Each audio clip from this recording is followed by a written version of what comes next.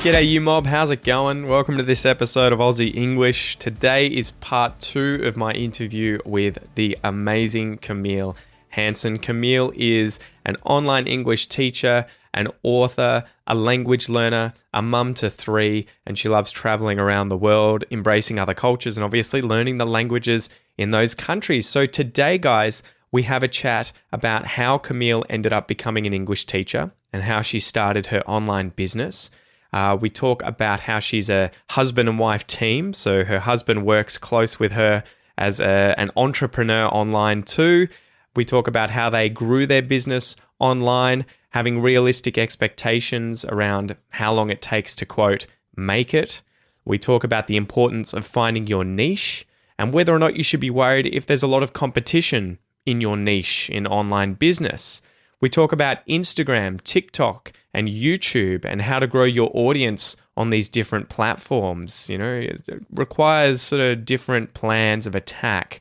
Some of these things aren't all the same, right? And then lastly, we talk about how to develop your content and find what will work for you on these different platforms. So guys, without any further ado, I give you Camille Hanson, slap the bird, and let's get into it.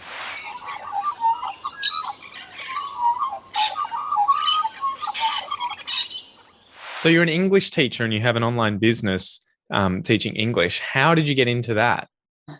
Yeah, so that's a good question. So I'm not an English teacher by trade. I didn't go to school to teach English. So it's been almost 2 years since I've been teaching online. And it came from my love for language learning. And I realized I was doing a lot of exchanges. So I was helping people learn English when they were helping me learn these other languages. And I was like, I really like helping people learn English. And then I kept having people tell me, Camille, you should start a YouTube channel. And it happened 3 times. And then I was like, Done. like maybe this is it. So my husband's like, if it happens again, and it did, it happened again. And so then we're like, let's just go for this. Let's start it. And it was right in the pandemic. So we actually had plane tickets to move to Spain in May of 2020. The pandemic hit. It just didn't make it possible. So in May, we started brainstorming and coming up with a plan for YouTube was going to be our main thing. And YouTube, funny enough, is my smallest audience right now. I ended up starting TikTok when we were traveling, and then Instagram as well. And there, I mean, you create a lot of content, but it's like, okay, how can we make a living from our content? Because YouTube pays me like $30 or $40 a month, from my videos. It's not sustainable. Yeah. So that's when I created an online course, and then I started writing books. And then I started getting other companies reaching out to me, asking me to sponsor me to create a reel for their project, for their product, or for their app, or things like that. Recently, I just accepted an amazing job. We'll see if I like it or not, but it's actually filming a course for an English course for somebody else's company in Singapore. Wow. And they found me from YouTube. So I'm like, yay, YouTube, because I'm a small channel, really. But they found me from there. So, and I wanted to originally get you on to talk about growth on Instagram and everything, but maybe we can just sort of talk a little bit about online business. For people listening who are whether or not they're trying to teach a language, if they're trying to, or at least considering starting an online business and becoming a quote unquote influencer in order to sort of get an audience and everything, what are the sort of step-by-step things that you need to do in order to do that? Because, for a bit of context, recently, I think the first time you contacted me on Instagram, you were like, I see you've got a sort of big Instagram page, Pete, you're teaching English. Do you have any tips and tricks? How can I grow my page? Everything like that. And I was like, try these things, they might work. And since then, especially in the last week, I think you've exploded on there, and you're probably 1.5 times my size now. You've well and truly surpassed me. So you've obviously been doing the right things. Before we get into Instagram though, what are the sort of step-by-step things you had to put into place to start developing your online business? Yeah, to be honest, it's a lot of trial and error, because I didn't even know what kind of content I liked creating or what people would like.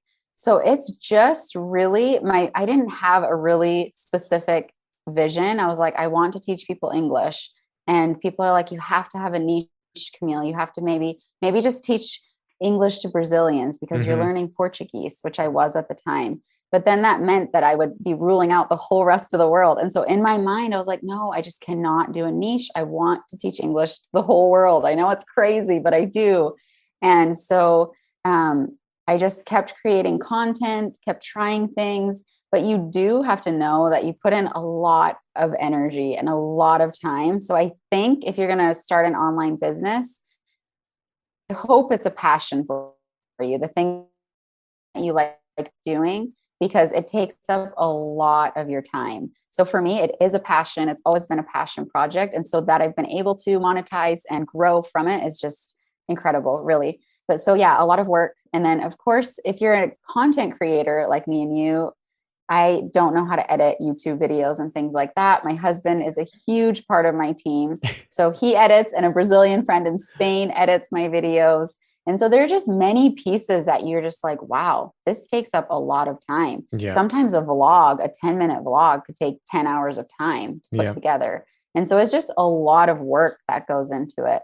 And then, I mean, I was like, I'm going to have 100,000 in the first year on YouTube. And I'm like, coming up July 1st will be 2 years. And I just got 7,000 today, I think, on YouTube. So it's like, you just like, sometimes I just had huge like vision, and then it can be disappointing because you're putting in the work and you're not seeing growth. Yeah. So that's why I say you have to love it. Because I still, even though I wasn't seeing crazy numbers or growth, I was loving it. And I know that I was impacting a small amount of people because I would always get positive feedback.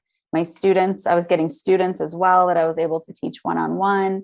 And the feedback was always like, I love your teaching style. You're helping me. And so I was like, okay, when you feel discouraged and you get good feedback, it motivates you. It motivates you to keep going.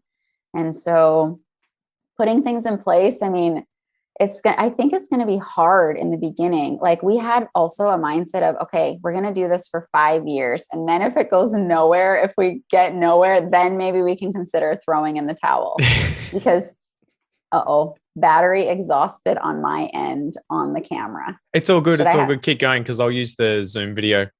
Okay, perfect. So I'm talking too much. No, keep going. It's fine. I love it. Okay. So we said 5 years, we're going to give it 5 years. And so we're almost at 2. And we've seen, like, especially like you said, I don't know how or what happened, but in the past, I think it was about 6 weeks ago, I started getting 100 people a day on Instagram. And for me, that was a lot. And I was like, I think maybe I'm in the Instagram algorithm, but then it just kept getting more and more. And now it's like 5,000 a day. 5,000 people a day. Yeah. And I can't even I can go back on my Instagram 20 minutes and that's all the notifications I can see from 20 minutes ago. It just exploded. And I am like, I never could have imagined it. Like, this is like a dream for a content creator to have your content go viral. I think it's kind of like compound interest though, right? Like, so you've been, you spent the last 2 years, as you said, working hard to kind of work out what content you enjoy first and foremost, but then also is helping other people and is going to hopefully feed into the algorithm. And it's like throwing mud at a wall and seeing what sticks. And then eventually it sounds like, we were chatting and you were just like, I don't know what's just happened, but the algorithm's just picked up my stuff and is showing it to way more people now. And so I think it is one of those stories that's really interesting of, you can't have that expectation going into online business like this, especially the influencer kind of role, whatever niche you're in, and expect to overnight have this happen. It's taken you, as you said, 2 years, of hard work and grinding. And then only now is it starting to pay off. So that, I think that big message of consistency and persistence, right, is what matters. Yeah. And then also, I think it also depends on your platform, because TikTok, I had an insane explosion of growth in Peru because it's also geographically based. So wherever you are, it serves up to that region. So I started TikTok, and within the first, in Panama, I had somebody recognize me on the streets. I only had 6,000 followers at the time. And someone's like, hey, are you learning English with Camille? I follow you. I was like, no way. And then I went to Peru and I just created videos that were interesting to me about Peru. And I did them in Spanish. And I think my most viral one was like 4 million. And then I had Holy moly. Yeah, I had several 1 million view videos, and I was like, this is crazy. So then I had like 100% Peruvian, a little bit of Bolivian.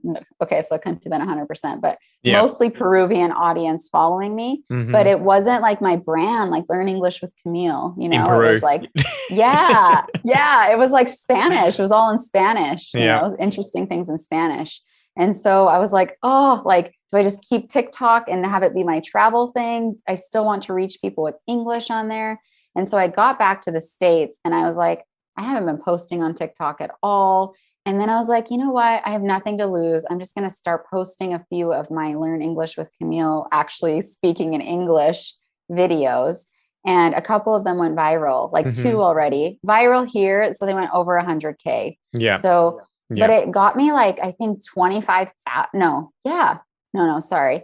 No, I went from 80 to, I meant 95, 15,000. They got me 15,000 followers from those 2 videos. TikTok's weird, isn't it? It's just full on. It's so weird because some of the others are like 500 views that I posted after. And I'm like, what is wrong with TikTok algorithm? It's so strange. TikTok's, it's a weird one. But I think, the story here you're telling, it sounds like you need to get on multiple different platforms and kind of try them out and even try completely different styles, right? Like you were saying in Peru, you're speaking in Spanish and seeing how that goes. And if you were to be staying in Peru and living there permanently or something, it would probably make a lot more sense to go down that niche of speaking Spanish, potentially teaching English in Spanish, you know? So, so once you've obviously tried these out and you've worked out what's working now, so it sounds like you're saying TikTok's working pretty well. Instagram's skyrocketing at the moment. YouTube's a bit slower. Do you kind of adjust what you're doing and then focus on the one that's really working? Or are you still kind of trying all 3 simultaneously to level them all up together? Yeah. I think I'm seeing people from Instagram now following me on YouTube. So I've noticed my numbers are up on YouTube. I'm getting more, but I've never gotten in the algorithm on YouTube. You know, I think my top viewed videos with my dad, You for English, and it's like 40K. So that's like my top, you know. We're trying to create 1 video a week for YouTube, be consistent with that. And then I started posting a few of my shorts on there as well. I'm just trying things. I don't know. Like, I don't know if the Instagram algorithm will continue in my favor I just don't know. You just can't control these things. So my goal is just to keep creating good content. That's always been my goal, that will help people learn English and that I enjoy creating as well, because I think that's important. So how did you decide to monetize your business? This is always a really interesting question to ask people. What was that sort of point when you were like, I can make money from this, and then being like, how do I make money from it? And then actually having the money come in as people purchasing or your products or services? Yeah. So I know it is weird, but I feel like with the more followers you have, you kind of feel more validated, like in the sense of like, yes, my products are worthy. Like, I believe in my courses and books now more that I have more followers than when I had like 2,000 followers, even though they're the same thing, you know, and they're good products. So I decided, I think a year in, it was my husband. He was like, Camille, like we're actually negative. We're like, we spent hours and money on this. Like we're minus thousands of dollars from buying equipment and cameras and things like that. Maybe just like 2,000 or 3,000 minus, you know, but never paying ourselves. If we would have to pay ourselves for the work and hours we put in, we would have been minus 50,000, you know. So I guess to pause you quickly there, another thing about starting these sorts of online businesses too is being aware of the fact that there is an initial investment in terms of your own money to buy equipment and, you know, online products and websites and all that, but also your hours that need to be spent on this thing too, right? Yes. So about a year in, he was like, I think we just need to start now, Camille. You've been at this for a year, and I think we just need to create products now and like start having things that people can purchase and buy. And that was like scary at the beginning. It was 100%. Weird selling my products. I was like, who's going to buy it? Like, it's good, but like, are they going to buy it? And you doubt, you know, and you have insecurities about your product. But then I think, I don't know if you can relate, but the more that you create courses, the more that you write books, the more that you grow yourself in, like, I'm learning so much about English, writing these books and creating these courses and teaching people and things like that. That I'm like, no, like my time is worth being paid for. You know, my services, like I believe in them. I think they're good. So I think like you have to believe in them for others to believe in them. Really, I think that's an important step. Well, and to be on that journey of wanting to improve and wanting to learn at the same time, like you don't need to be an expert when you first begin. Obviously, you want to be Yeah. trying to learn and be ahead of the people that you're trying to serve, right? With whatever product or Yes. service it is. But at the same time, you Yes. don't have to be some, genius with 50 years experience in the English teaching world in order to be able to create a course and get it to people that's going to help people. Yeah, exactly. Which is cool, which I love for sure. Yeah, awesome. So, are there any other big lessons with online business that you've kind of had to learn whilst doing it all? Was there a point where you were like, "This is it. We've done it. We're millionaires. We're set for the rest of our lives," or is it an ongoing process? No, I wish. No. That was a loaded question. Yeah. I mean, my goal is to to continue to create good products. So I have a 3-year vision to release 10 books. Yeah. So books are just the avenue. I actually really love writing books. So I'm about to release a pronunciation book. I'm working on a modern day dialogue book with conversations. I want to help people with grammar and work on a grammar book. So there's a lot of books that I have in the next few years that I hope to release. And hopefully those will get in the algorithm too, so that we can on Amazon. Yeah, exactly. Exactly. But I feel like it's just trial and error. It's just trying things. It's also like learning from other content creators, asking them, what do you do? How do you do it? People that have already gone ahead of you, people that have bigger audiences or are successful with their courses or with their books, and learning and growing from them, being open-minded and being willing to adapt to yourself and just change things if you need to. And I think to not let yourself get discouraged or be too hard on yourself as a content creator as well. Be proud of the work that you've put in. Should you be intimidated by the amount of competition out there?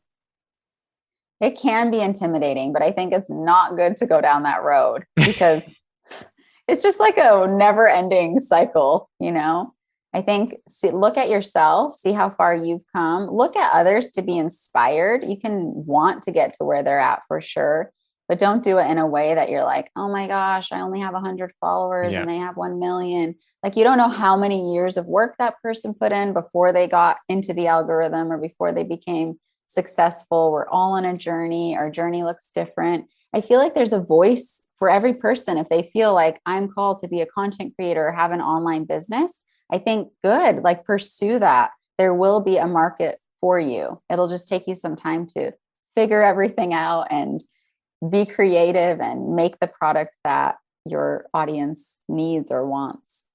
I think a big part of it too is realizing that people like different people and hate different people, right? And so there's always an audience for you, no matter, I think, what you're like, whether you're the most disagreeable and sort of angry person, or whether you're the most lovely, friendly, beautiful human being in the world, there's always going to be an audience that's kind of like, I resonate with this person and I can learn effectively with them because I'm engaged with their content. Whereas other people who are in the exact same niche and teach, a different way, I don't really enjoy and I don't like the same way. So I feel like that's one of those big things too. You shouldn't be intimidated if there's a lot of competition, because it obviously means that there's a lot of interest and a lot of space for people to be in that niche, right? Yes, totally. Especially with teaching English, there's 1.7 billion people trying to learn English. Like, that is insane. When I heard that number, I was like, okay, there's got to be some people that like my style of teaching out of the 1.7 billion, Well, and how many do you need, right? You probably, I think there's a few of those sorts of books, that are like 1,000 True Fans or My Tribe and everything. And the basic message is you only really need 1,000 people who purchase something from you. And if they were to purchase a $50 product, that's $50,000 a year. And if you Yeah. selling 1,000 products, that's what, like, 100 a month or something, 3 a day. You can sort of Yeah. work towards that and the numbers become Yes. less intimidating and it does turn into a Yes. full-time job potentially. Exactly. Which I love. Yeah. So what's on in the future? You were saying you're writing some more books. You're planning to do that. Are there any other big things coming up for Camille and Learn English with Camille? I think just a lot of content creation. So I realized that people really like seeing real life conversations. Yeah. So today, me and my husband went out and filmed, checking into a hotel, buying ice cream, ordering at a restaurant, pumping gas. What was it? There was five. There were five. So a lot of creative videos like that. And then I really enjoy collaborations with other content creators like yourself. So I hope to keep doing collaborations. And I'm also really passionate about live interviews like this because I'm curious by nature. And so you can expect on my Instagram live interviews with different teachers or interesting people as well. I was going to ask you, I saw one of your reels went viral on Instagram, and I think it was where you were ordering coffee. So it had Yes. 400,000 views, which Yeah. is astonishing. But I was going to ask, how do you line those things up? Because you are effectively in a coffee shop and there's obviously two camera angles. There's an angle on you, there's an angle on the person working there. And she looks like she is actually working there. It's not like you're fully acting it out, right? That's the person who No, works they're at legit. Like the people we go to, they're legit workers. They're the people working there. So how do you line that up? Because I've always thought it would be so cool to do the same thing, but I'm just horrified of walking up to someone I don't know and asking them to effectively act in a video for me on YouTube. Yeah. How do you do that? How do you overcome that? So I just tell them, I'm like, hey, I'm a content creator. I teach people English online. And people really would be interested to know how to order in a restaurant. Could I film you? Could you just be normal, say what you normally would say, but can I film you? Yeah. And everyone said yes today. Everyone wanted to be in the reels. Wow. Everyone wants me to tag them on Instagram. So I think it's cool. And today my husband, so he was going like back and forth, like Camille, coffee girl, Camille, coffee girl. And it wasn't as natural. You know what I mean? Yeah. Like, cause we were pausing and my sister was like, Camille, you look like you were like about to crack up laughing like the whole time. I'm like, I know, it was funny. It was slow. It didn't feel natural, you know? You need your husband with two cameras where he can just hold them. Yeah. He had to today. We have the same iPhone. This iPhone is legit. And he was filming both of us like this, different angles. So it felt more natural for the person. They didn't have to pause. It just felt like a natural conversation. So now we'll just see the editing part and how that flows. You'll need some kind of a gadget where you can just slot them in. There needs to be like a gimbal or something where there's space for two phones that you can kind of like align so that you get those camera angles. Hey, maybe you need to create that. Oh, man. Anyway, thank you so much for coming on the podcast today. Where can people find out more about you and what you do? Yeah, so they can find me on my Instagram, which is Camille Hanson, on YouTube, Learn English with Camille, same on TikTok, Learn English with Camille. My website, I'm pretty sure it's learnenglishwithcamille.com as well. Pretty sure. Pretty sure. I never check it. My husband handles a lot of those kind of things as well. Even my Twitter, he handles it. I've never been on Twitter once. So if he's responded to you, it's not me. That's not a bad thing, I think, if you can avoid getting on Twitter. Okay, good. Sometimes it's just too much, too many places. And we're one person. Well, you're two. I'm so jealous of you. I wish my wife was as motivated and she was like, helping me with the cameras and all this sort of stuff. She was like, you're on your own, dude. Oh, man. That's another thing. If you're wanting to start your own thing, like sometimes it's hard to set boundaries. Yep. Sometimes you don't have a normal 9-to-5 job. Sometimes you're responding at 7 a.m. Sometimes you're responding at 10 p.m.